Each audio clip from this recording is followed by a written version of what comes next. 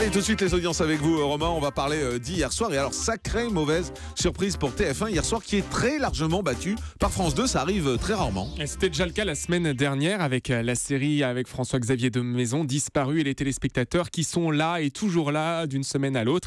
Fidélité intacte pour France 2, 5 400 000 sur la soirée, 21,7%. C'est un nouveau record pour cette case du mercredi soir. On sait que la fiction fonctionne bien sur France 2 depuis plusieurs semaines, mais là, vraiment, on est à des scores très très hauts. La une qui se contente donc de la deuxième place avec Grey's Anatomy, 4 400 000 sur la soirée et 18,1%. Troisième place pour France 3 avec Des racines et des ailes, Carole Gessler qui nous emmenait du Perche au Cotentin. C'était en Normandie hier. Et bien France 3 est loin d'être à l'ouest côté audience.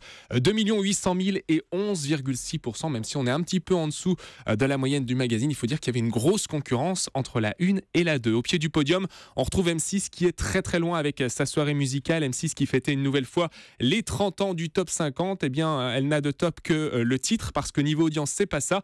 1 700 000 seulement et 7,7%. C'est le moins bon score depuis la diffusion de ces soirées 30 ans du top 50. C'était la 4e soirée, moins bon score hier soir. Et sachez qu'un autre numéro est prévu dans les prochaines semaines, avec notamment les tubes de l'été. Alors, on fait un petit tour du côté des audiences de la TNT. Avec France 4 qui est au-dessus du million de téléspectateurs, 1 500 000 pour le 5e élément qui permet à France 4 d'avoir la 5e place du classement.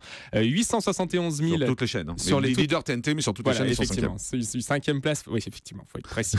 871 000 personnes ont suivi le documentaire Histoire de D8. Et puis W9 est juste en dessous le million de téléspectateurs avec Marvel, Les Agents du Shield. Et puis que s'est-il passé du côté des deuxièmes parties de soirée? Et puis il y a beaucoup de choses. 2 millions de téléspectateurs devant la série Stalker pour TF1, 14,2%.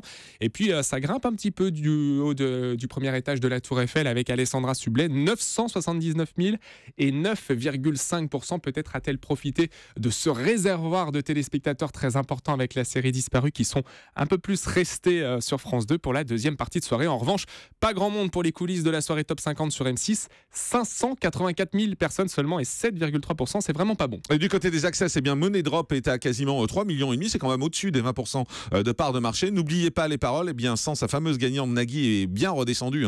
2 673 000 téléspectateurs. C'est quasiment autant que le 19-20 d'ailleurs, que le journal de France 3 à cette heure-là. Notez que le grand journal est bien repassé au-dessus du million. 1 129 000 téléspectateurs. C'est à vous, est à moins de 800 000. La série en famille grimpe un peu, mais ça reste quand même faiblard pour M6, puisque c'est 953 000 téléspectateurs. Et si on va du côté de D8, 1 300 000 personnes sur D8 pour Touche pas à mon poste et 6,5%. Autant dire que les fidèles sont au rendez-vous. On attend la fin des vacances pour toutes les zones, parce que c'est là où ça sera vraiment très intéressant, après tous ces ponts, de voir justement comment les téléspectateurs évoluent et puis savoir si oui ou non les chaînes retrouvent un nouveau souffle, parce que là on voit que ça s'est un petit peu tassé ces dernières semaines. Et si vous faites partie des gens qui écoutaient avec attention ces audiences ce matin, n'oubliez pas, à partir de 9h40, on va vous expliquer comment sont calculées ces audiences, comment nous les avons chaque matin à 9h et comment Romain Bro peut ainsi vous les donner et les analyser chaque matin. Tout à l'heure, 9h40, vos questions, 39 21.